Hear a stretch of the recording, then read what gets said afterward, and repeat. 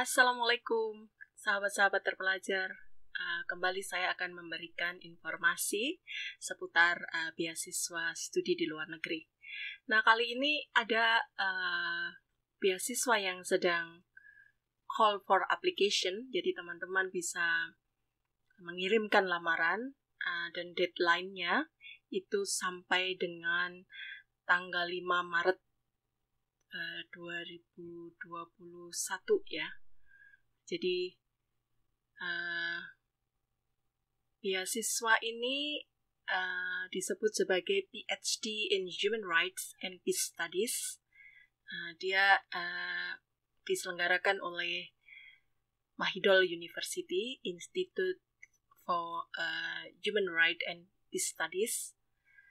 Nah, ada dua rencana studi yang teman-teman bisa pilih ya apabila tertarik ya untuk melamar beasiswa ini.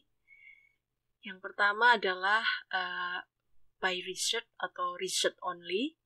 Jadi plan pertama ini atau rencana studi yang pilihan pertama ini teman-teman tidak mendapatkan kredit mata kuliah ya. Jadi hanya biasanya menempuh mata kuliah research methodology ya. Tidak ada mata kuliah yang lain karena ini by research ya. Tetapi biasanya syarat yang diminta untuk by research ini pelamar harus memiliki minimal kalau nggak salah 1 atau 2 karya ilmiah yang sudah dipublikasikan di jurnal yang terindeks Scopus ya. Itu biasanya syarat yang utama diminta, selain syarat-syarat yang lain yang nanti akan saya sebutkan. Kemudian rencana yang kedua ini coursework and dissertation.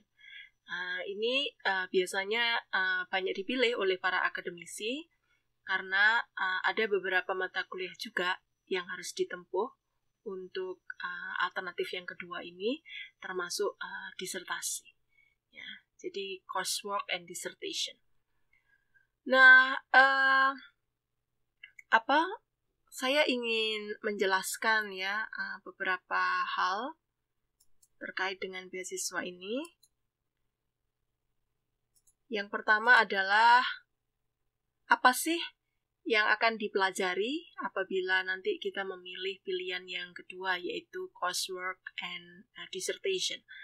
Nah, pada prinsipnya ya PhD di program ini ya PhD in Human Rights and Peace Studies itu memang dibuka untuk international program ya. Oleh karena itu bahasa pengantar yang digunakan adalah bahasa Inggris dengan pengajar dari berbagai negara. Ya, ada dari Thailand sendiri, dari Amerika Serikat, dari Eropa, dari Afrika dan dari negara-negara Asia yang lain. Ya, jadi pengajarnya juga sangat berkualifikasi gitu. Nah, kemudian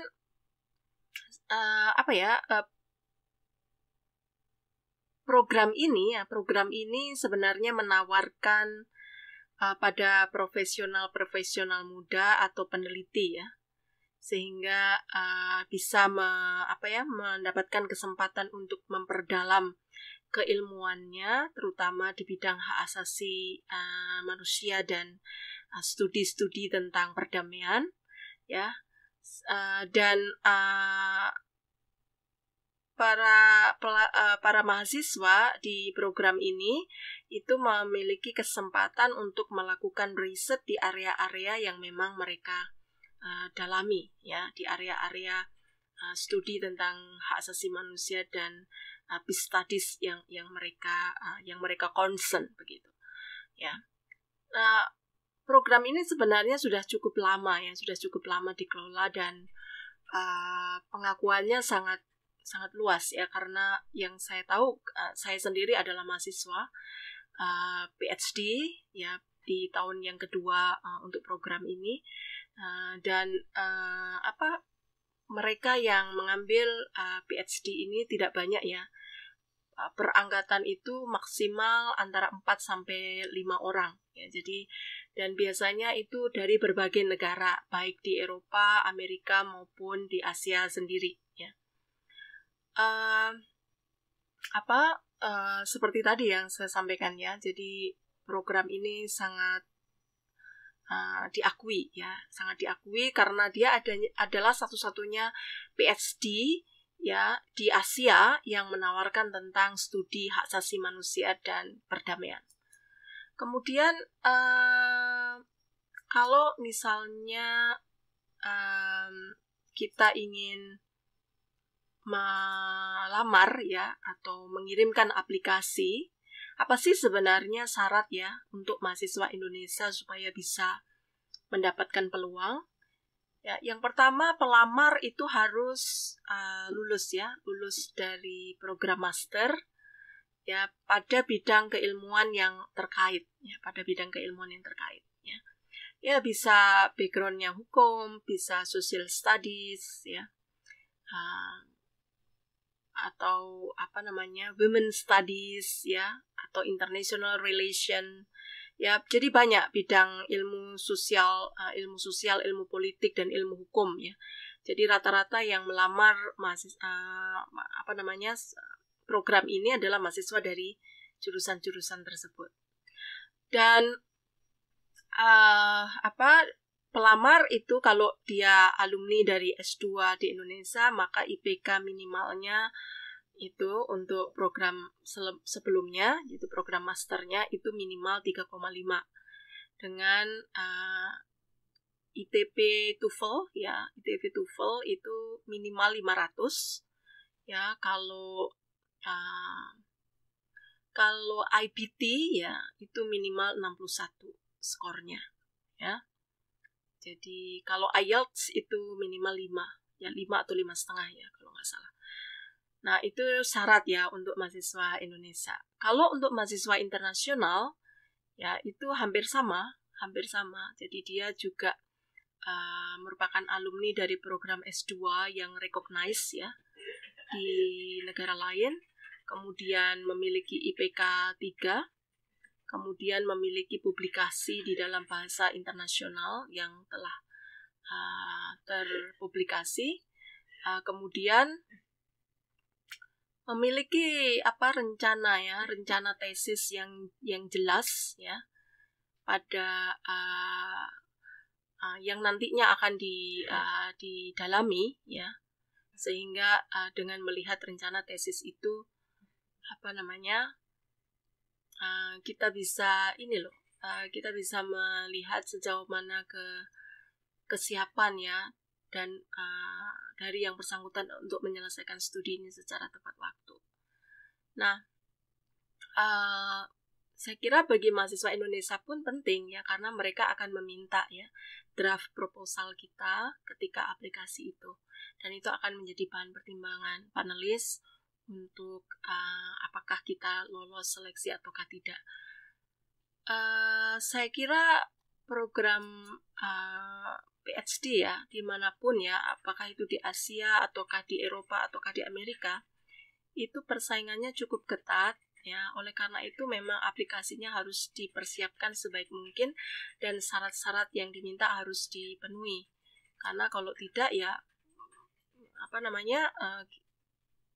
untuk bisa mendapatkan kesempatan yang sangat sedikit tadi ya, hanya 4-5 kursi ya per tahun, itu kan tidak mudah. Oleh karena itu saya kira kalau dipersiapkan betul itu kita tetap memiliki opportunity atau kesempatan untuk mendapatkannya. Nah, materi apa saja yang kalau misalnya Anda memilih rencana yang kedua ya, bukan by research tapi coursework and dissertation, itu mata kuliah yang akan Anda ambil itu misalnya adalah hak asasi manusia dan studi teori tentang perdamaian. Jadi kemudian ada mata kuliah Critical Perspective for Human Rights and Peace. Kemudian ada mata kuliah Human Rights and Peace in Practice. Ya. Ada seminar in Human Rights and Peace. Ya. Ada Research Method in Human Rights and Peace. Ya. Dan ada Human Rights Standard and Mechanism. Jadi itu adalah mata kuliah-mata kuliah selain yang terakhir adalah disertasi. Mata kuliah yang nantinya akan Anda ambil dalam 2 semester awal. Ya, setelah itu Anda akan melanjutkan untuk disertasi, penulisan disertasi. Ya. Nah, apa ya? Jadi itu ya. Jadi tipsnya adalah pertama, bahwa apa yang diminta di dalam aplikasi tadi yang seperti syarat-syarat yang sudah saya sebutkan tadi, itu Anda harus mempersiapkan dengan baik ya, termasuk IPK ya di atas 3 ya, kemudian publikasi yang pernah dibuat ya di dalam bahasa Inggris itu sangat menunjang ya. Oleh karena itu, kalau teman-teman punya rencana untuk tahun ini atau tahun yang akan datang akan melamar, ya sebaiknya sejak sekarang sudah mulai mulai menabung gitu ya untuk tulisan yang terpublikasi di dalam bahasa Inggris. Kemudian Anda juga harus memiliki referensi dari 2 profesor yang mengenal Anda, yang memahami bagaimana reputasi Anda, bagaimana kemampuan Anda menulis, bagaimana kemampuan Anda menganalisa secara kritikal. Nah, itu penting ya, referensi itu ya, untuk mensupport Anda. Kemudian tadi itu TOEFL ya, TOEFL, ITP atau IELTS ya, atau IBT ya, dari lembaga-lembaga yang memang recognize ya, yang diakui ya, bukan skor yang sifatnya prediction ya, bukan ya, tetapi Anda harus mengambilnya di lembaga-lembaga yang sifatnya diakui ya, atau institusional ya. Nah, itu tipsnya ya. Nah, mudah-mudahan Anda tertarik ya untuk mempersiapkan atau melamar beasiswa ini, karena sebenarnya untuk mahasiswa dari Myanmar itu ada kesempatan untuk mendapatkan full scholarship, tapi kalau untuk dari luar Myanmar itu biasanya ada partly scholarship, jadi mereka memberikan beasiswa sebagian. Ini kalau Anda mendapat sebagian ya, ini kalau dibandingkan dengan studi, misalnya Anda studi di Indonesia tanpa beasiswa, dibandingkan dengan studi di Maidol misalnya dengan beasiswa sebagian, mungkin agak lebih ringan. Nah, kalau misalnya Anda beruntung, Anda akan bisa mendapatkan beasiswa itu dari dari Dikti misalnya ya, kalau usia Anda masih di bawah 35 tahun ya. Tapi kalau di atas 35 tahun biasanya sudah Dikti sudah tidak memberikan support dana ya, sekalipun Anda itu seorang akademisi. Nah, ini memang sangat disayangkan sebenarnya ya, tetapi ya saya tidak tahu kenapa syaratnya seperti itu. Kemudian yang saya ingin sampaikan, bahwa belajar di IHRP itu menurut saya sangat-sangat menarik ya, sangat-sangat menarik, dan saya merasa sangat beruntung ya bisa belajar di situ, karena critical analytic itu sangat-sangat dilatih dan dibimbing ya kita untuk bisa memiliki skill itu ya, dan saya belajar banyak dari situ. Oleh karena itu, tunggu apa lagi ya, segera Anda lihat informasinya secara detail di link ini. Nah, nanti kalau misalnya ada beberapa yang ingin ditanyakan, silahkan menghubungi melalui email saya. Nah, saya kira itu yang ingin saya sampaikan. Selamat mencoba dan selamat bermimpi. Assalamualaikum.